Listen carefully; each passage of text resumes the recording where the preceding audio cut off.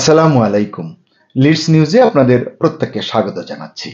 সম্মানিত দর্শক, আজ ২১ মে বাংলাদেশের জন্য অত্যন্ত গুরুত্বপূর্ণ দিন। আজ বহুল আলোচিত সেনা দরবার অনুষ্ঠিত হয়েছে, যেটি নিয়ে আমরা আগে কথা বলেছি। সেই দরবারে অনেক বিষয় আলোচনা হয়েছে এবং প্রায় প্রতিটি বিষয়ে সেনাবাহিনী তাদের অবস্থান পরিষ্কার করেছে। অন্যদিকে জাতীয় নিরাপত্তা উপদেষ্টা খলিলুর রহমান এক সংবাদ সম্মেলনে করিডোর নিয়ে ওঠা বিভিন্ন প্রশ্নের সোজাসাপটা উত্তর দিয়েছেন। এই দুই বৈঠকের গুরুত্বপূর্ণ বিষয়গুলো সংক্ষেপে আলোচনা করতে চাই। আজকের বৈঠকটি সেনাবাহিনীর রুটিন বৈঠক বলুন বা দরবার বলুন, এটা ছিল মূলত ইন্টারেক্টিভ একটি সেশন। প্রায় ২ ঘন্টা ব্যাপী এই দরবারে ২০ থেকে ২৫% সেনা অফিসার সশরীরে উপস্থিত ছিলেন। বাকি প্রায় ৮০% অনলাইনে যুক্ত হয়েছিলেন। সেনাপ্রধান জেনারেল ওয়াকারুজ্জামান তার সংক্ষিপ্ত ভাষণের পর প্রায় পুরোটা সময় অন্য অফিসারদের প্রশ্নের জবাব দিয়েছেন। এই বৈঠকে মন খুলে কথা বলেছেন, প্রশ্ন করেছেন ছোট ও মিড লেভেলের অফিসারগণ। সেনাপ্রধান তাদের প্রশ্নের জবাব দিয়েছেন এবং তারা উত্থাপিত প্রতিটি বিষয়ে একমত হয়েছেন, সংহতি প্রকাশ করেছেন। সেনাপ্রধানের উল্লেখযোগ্য একটি অবস্থান আজ আবারও স্পষ্ট হলো। তিনি বলেছেন ২০২৬ সালের ১ জানুয়ারি তিনি একটি নতুন সরকার দেখতে চান, অর্থাৎ সেনাবাহিনী দেখতে চায়। তিনি এটাও স্পষ্ট করেন নির্বাচনটি যেন অবশ্যই সুষ্ঠু হয়।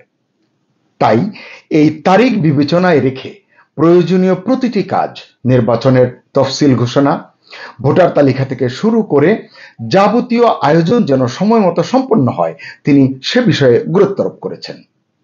তবে নির্বাচনটি ইনক্লুসিভ চান কিনা, পতিত আওয়ামী লীগ এই নির্বাচনে অংশ নিতে পারবে কিনা, এসব প্রসঙ্গ আলোচনায় আনেননি কেউ। সেনাপ্রধানও এ বিষয়ে কোনো কথা বলেননি বলেই জানা গেছে।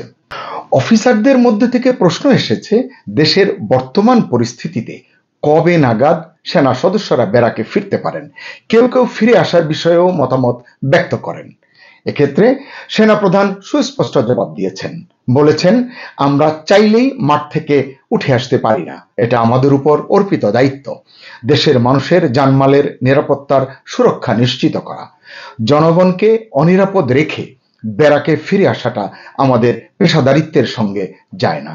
তবে তিনি দ্ব্যর্থহীন কণ্ঠে উচ্চারণ করেছেন এখন থেকে চাঁদাবাজি এবং মবের নামে যা চলছে তা বরদাস্ত করব না। অর্থাৎ চাঁদাবাজি এবং মব সন্ত্রাসের বিষয়ে জিরো টলারেন্স দেখাবে সেনাবাহিনী। বহুল আলোচিত সংস্কার বিষয়ে এক অফিসারের প্রশ্নের জবাবে সেনাপ্রধান বলেন, এতদিন যাবৎ যে সংস্কারের কথা বলা হচ্ছে, কি সংস্কার হচ্ছে, কিভাবে হচ্ছে, আমরা তো কিছু জানি না। এসব বিষয়ে সেনাবাহিনীকে অন্ধকারে রাখা হয়েছে বলে তিনি উল্লেখ করেন। বন্দর এবং করিডোর প্রসঙ্গে বিস্তারিত কথা হয়েছে আজকের বৈঠকে। অফিসারদের প্রশ্নের জবাবে সেনাপ্রধান বলেছেন, সরকারকে স্পষ্ট জানিয়ে দিয়েছি কোনো বিদেশি শক্তির অনুকূলে করিডোর দেওয়া কিংবা বিদেশি কাউকে বন্দর দেওয়া এগুলো আমরা সমর্থন করি না। আলোচনাকালে তিনি একাধিকবার বলেন করিডোর ইজ ভেরি ডেঞ্জারাস। দরবারে অংশগ্রহণ করা অফিসারদের মধ্যেও করিডোর ইস্যুতে নেতিবাচক দৃঢ় মনোভাব লক্ষ্য করা গেছে। তারাও করিডোর এবং বন্দর বিষয়ে অত্যন্ত রিজিড। তারা এগুলো কাউকে দেওয়ার বিষয়টি সমর্থন করছেন না। দর্শক, বলা যায় আজকের দরবারের সবচেয়ে বড় অর্জন হলো করিডোর এবং বন্দর বিষয়ে ছোট, মাঝারি, বড় সব লেভেলের সেনা অফিসারদের সংহতি এবং একতা। জুলাই ঘোষণার বিষয়টি আলোচনায় আসে বৈঠকে। তবে বিষয়টি সেনাবাহিনী যে খুব একটা পছন্দ করছে না তা স্পষ্ট হয়েছে। কারণ এই ঘোষণার ধারাবাহিকতায় সংবিধান বাতিল করা বা ছুঁড়ে ফেলা থেকে শুরু করে আরো যেসব বিষয় অবধারিতভাবে সামনে আসতে পারে তা নিয়েও আলোচনা হয় এবং এক্ষেত্রেও সেনাবাহিনীর অনাগ্রহের বিষয়টি ফুটে উঠেছে বলে বিশ্বস্ত সূত্রে জানা গেছে। এই সময়ের সবচেয়ে আলোচিত গুজব সামরিক শাসন, জরুরি আইন, সেনাবাহিনীর ক্ষমতা গ্রহণ ইত্যাদি বিষয় নিয়ে কোনো আলোচনা হয়নি এই বৈঠকে।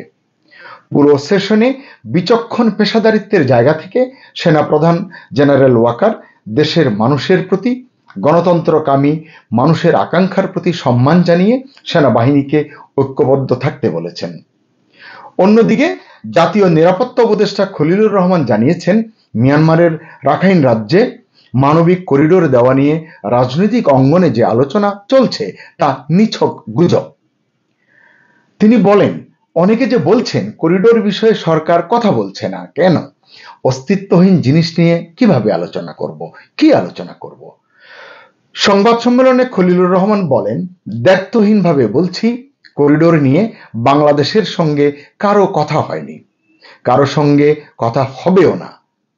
আরাকানের যে অবস্থা তাতে করিডোর স্থাপন নিয়ে আলোচনার অবস্থা নেই, লোকজনের যাতায়াতের প্রয়োজনীয়তা নেই। এখন প্রয়োজন শুধু ত্রাণ পৌঁছানো। আরাকানের অবস্থা যতদিন অস্থিতিশীল থাকবে ততদিন আমরা প্রত্যাবাসন নিয়ে কথা বলতে পারবো না। খলিলুর রহমান বলেন, মানবিক করিডোর হচ্ছে একটা জরুরি সময়ে দুর্যোগপূর্ণ জায়গা থেকে মানুষকে সরিয়ে দেওয়ার ব্যবস্থা। জাতিসংঘ আমাদের এতটুকু বলেছে, পণ্যটি বাংলাদেশের সীমান্ত দিয়ে রাখাইনে নেওয়ার জন্য। তবে রাখাইনে মানবিক সহায়তা কোন রুট দিয়ে যাবে, কিভাবে যাবে তা এখনো ঠিক হয়নি বলে জানান তিনি। মানবিক সহায়তা পাঠানোর জন্য রাস্তাঘাট দেখতে হবে, নিরাপত্তার বিষয় দেখতে হবে উল্লেখ করে খলিলুর রহমান বলেন, আমরা এখনো সেখানে যাইনি, কোনো কিছুই এখনো বিবেচনার জন্য আসেনি। তিনি বলেন, মানবিক সহায়তার নিয়ন্ত্রণ থাকবে জাতিসংঘের কাছে, বাংলাদেশের কাজ হবে সীমান্ত নিয়ন্ত্রণ করা। মানবিক সহায়তার আড়ালে মাদক যাচ্ছে কিনা, অস্ত্র আসছে কিনা সরকার এসব দেখবে, যাতে মানবিক সহায়তা সঠিকভাবে নিয়ে যেতে পারে। মানবিক সহায়তা নিয়ে সেনাবাহিনীর সঙ্গে কোনো মতপার্থক্য আছে কিনা বা হয়েছে কিনা এমন প্রশ্নের জবাবে খলিলুর রহমান বলেন, সেনাবাহিনীর সঙ্গে এ বিষয়ে কোনো মতপার্থক্য নেই। দর্শক, আপনারা বুঝে নিন করিডোর প্রসঙ্গে কে সত্য বলছেন, কে সত্য লুকাচ্ছেন। এখন এ পর্যন্তই। সবাই ভালো থাকুন, সুস্থ থাকুন, নিরাপদে থাকুন। আল্লাহ হাফেজ।